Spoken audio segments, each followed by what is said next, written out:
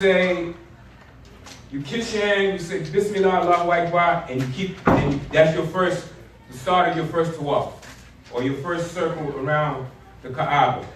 So I was with 4 people, and I was sharing this with Brother Sharif today, and we was locked up. Because you got to get locked up. And brothers, this is why I'm emphasizing also, if you plan on taking your wives, you got to make Umrah first. Because you got to have a strategy in your mind on how you going to protect your wife. Now, if she Nigerian, she probably going to protect you. But if or she from East Oakland, or she from the city somewhere, y'all all right. She can protect you.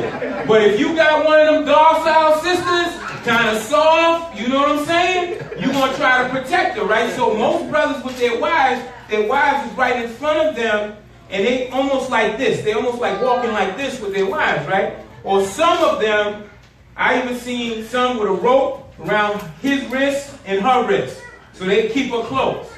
You can't stay locked up because somebody's going to push her or somebody's going to push you. Y'all going to get separated and you're going to be looking around and you ain't going to see it.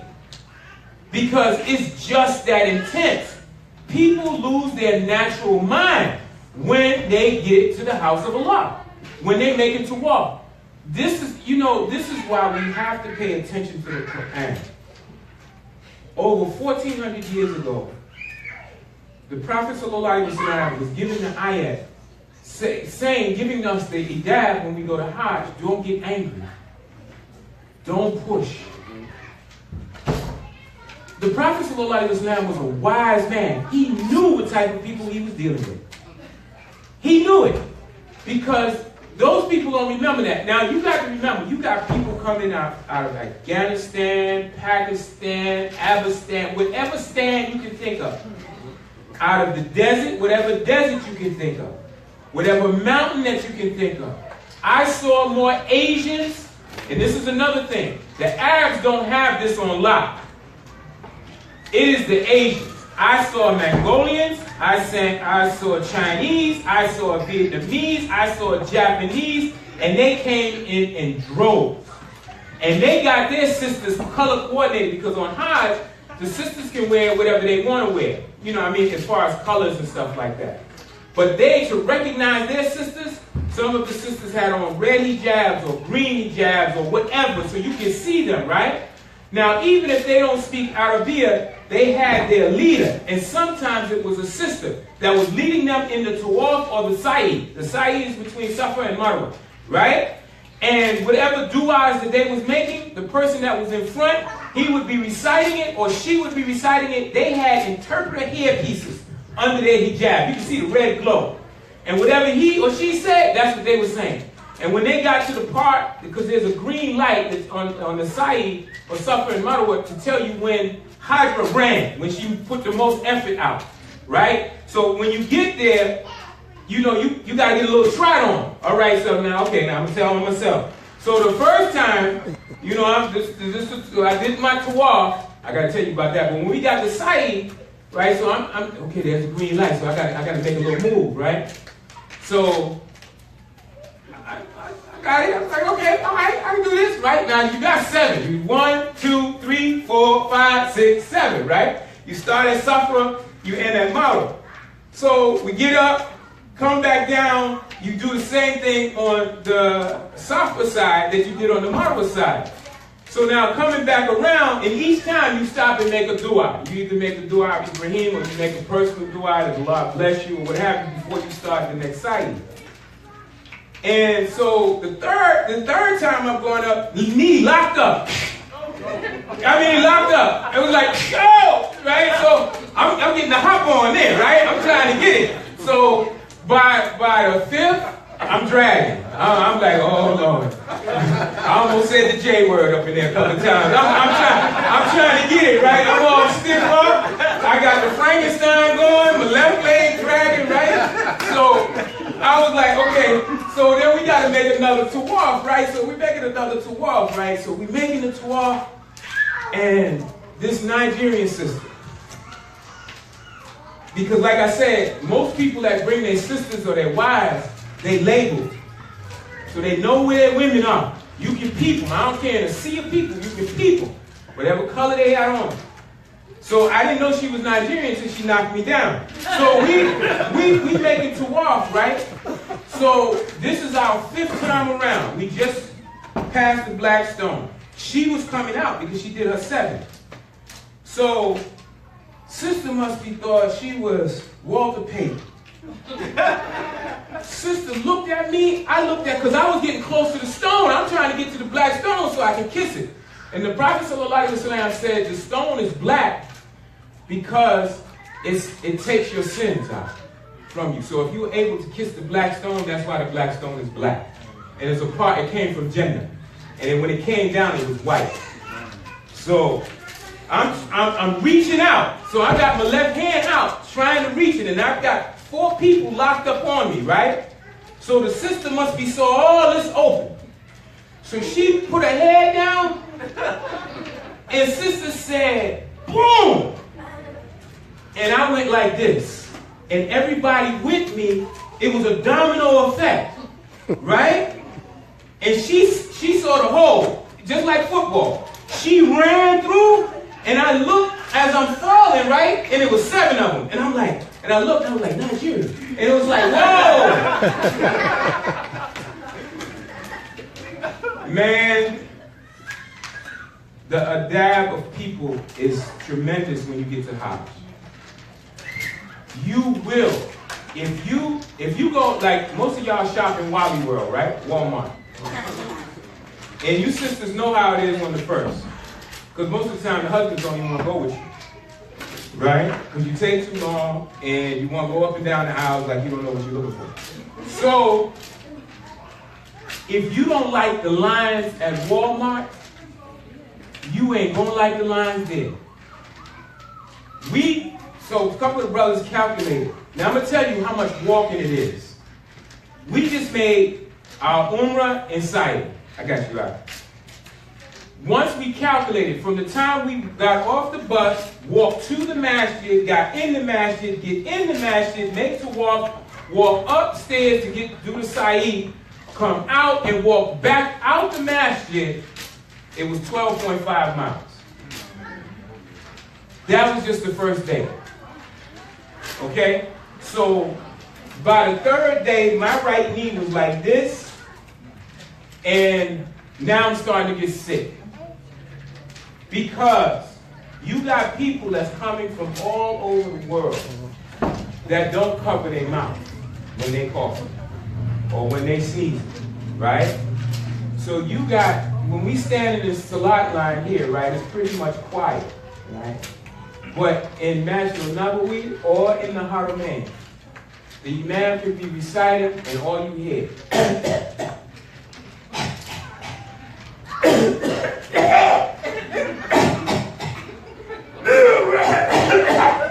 It ain't nobody covering their mouth.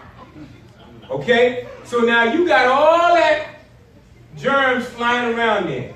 People either get sick when they first get there, and by the time you get to Mina, you're going to be sick, or by the time you get ready to leave, you're going to be sick. It is inevitable.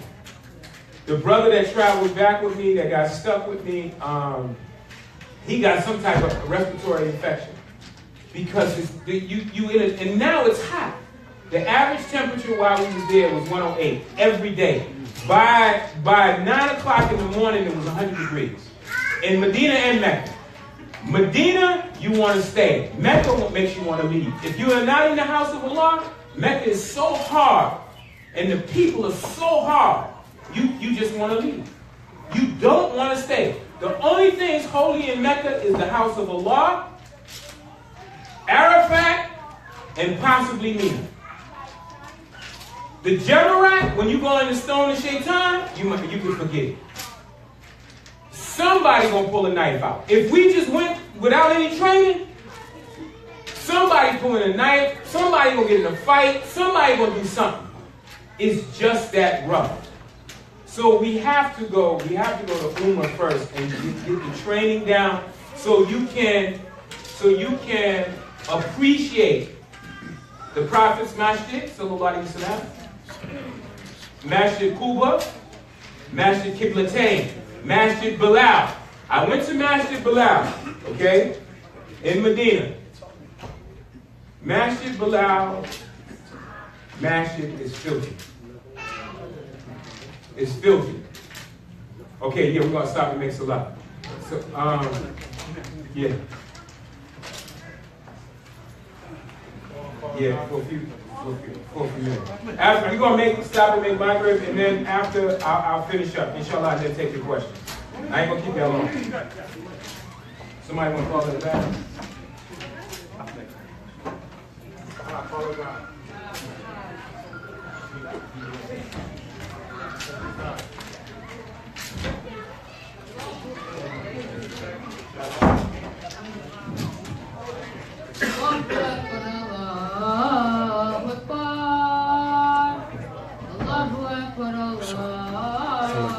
I got your text, but I couldn't say nothing because of the video. Is it on still? Huh? Is it on still?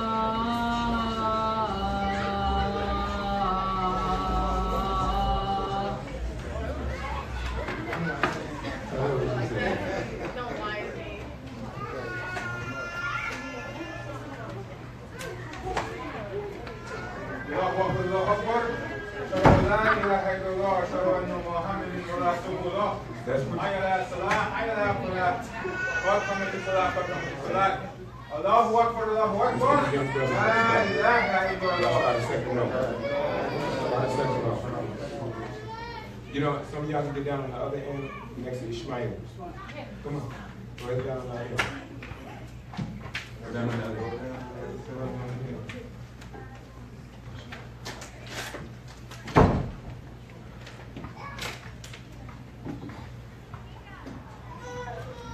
Brothers, make sure that your robes are straight. Sisters, make sure that you're properly covered.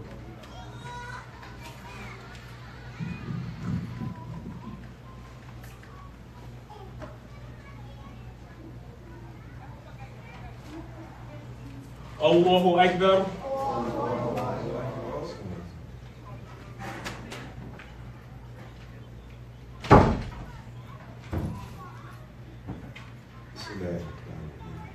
Alhamdulillahi Rabbil Alameen. الرحمن الرحيم مالك يوم الدين إياك نعبد وإياك نستعين اهدنا الصراط المستقيم صراط الذين أنعمت عليهم غير المغضوب عليهم ولا الضالين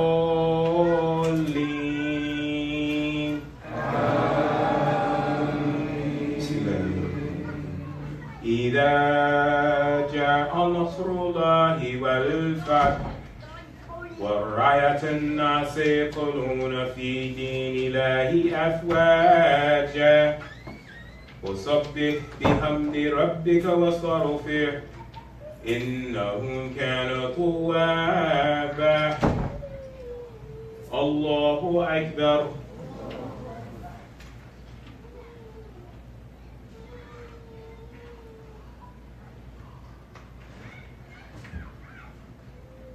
سمع الله لمن حمده الله أكبر.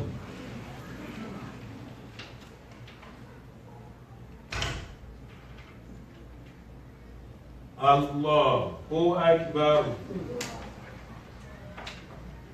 الله أكبر.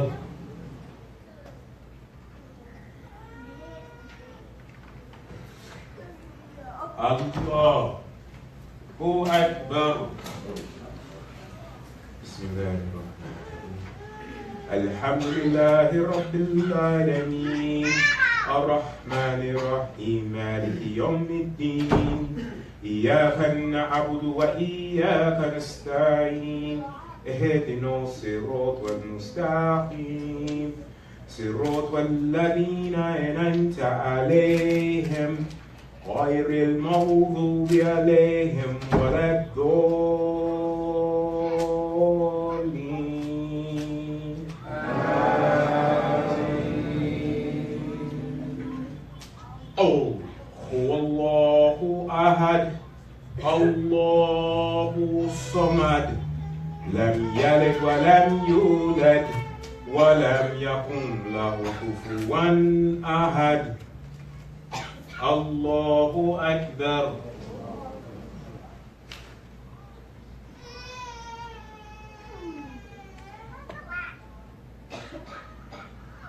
سمع الله لمن حمده. الله أكبر.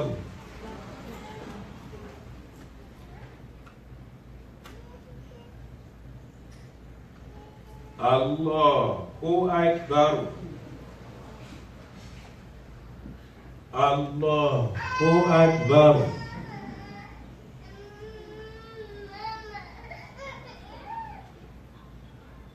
الله أكبر.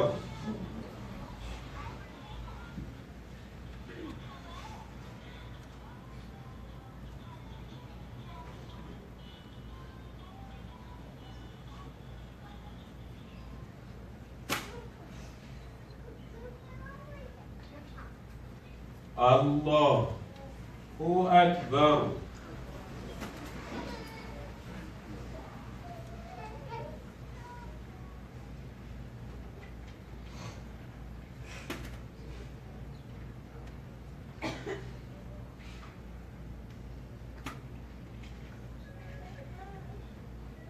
الله أكبر.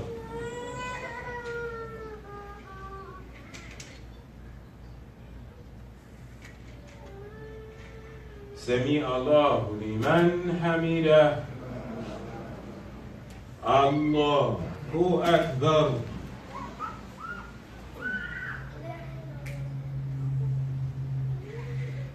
الله أكبر. الله أكبر.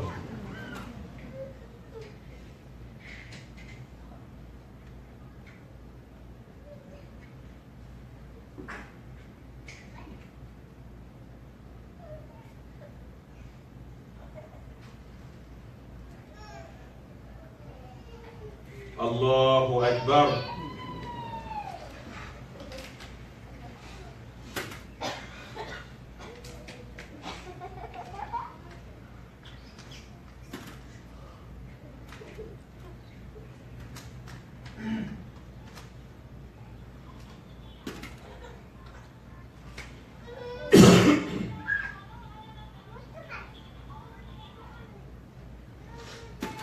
السلام عليكم ورحمة الله. السلام عليكم ورحمة الله.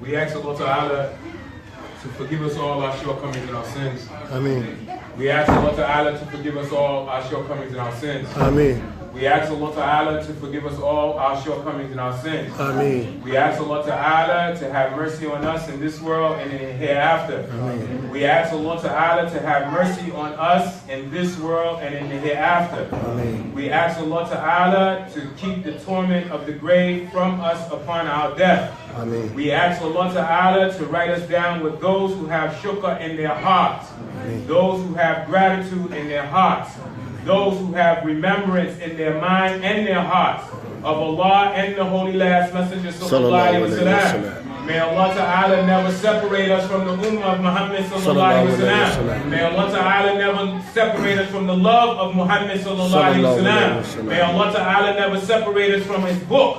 May Allah Ta'ala never separate us from the love of each other. May Allah Ta'ala never find us ungrateful for those things that we have and those things that we don't have. Ameen. Dear Ikhwan, I appease you, I appeal to you, and I praise you, and I ask you to ask Allah Ta'ala for forgiveness. Ameen. I'm telling you, dear Ikhwan, it could be much worse. I'm telling you, we are the rich of the rich, and we are the intelligent of the intelligent.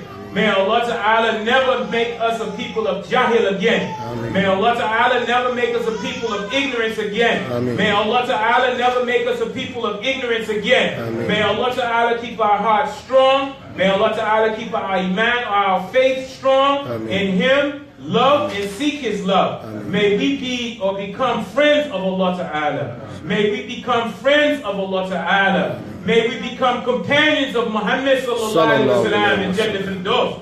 Dear Ikhwan, pray to Allah. Never forget Allah. Stop complaining about what you have in this life and what you don't have in this life. Because if Allah Ta'ala did not guide us to this, you would surely be ignorant and in the hellfire. And may Allah Ta'ala save us from the hellfire.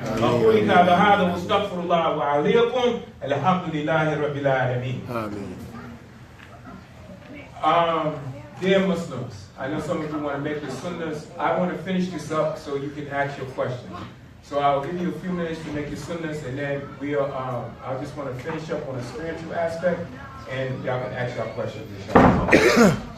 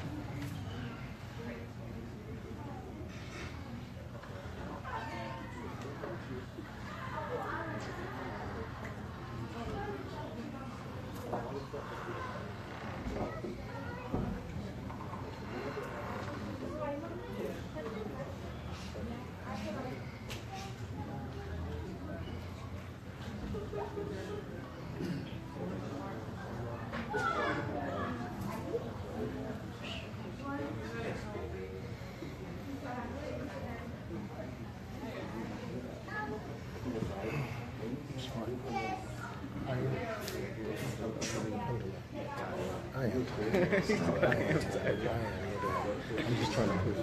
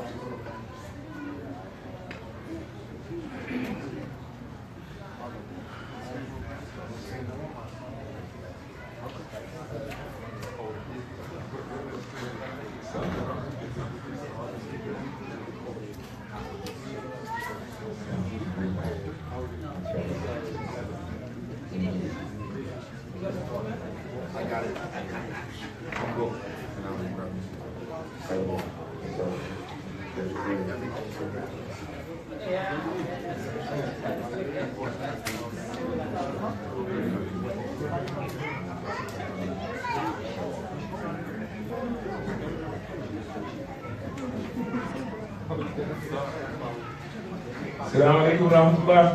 Wa alaikum salam wa rahmatullahi wa barakatuh. Sisters, if y'all, some sisters want to come back up front, please do. I just asked the brothers to move up a little bit.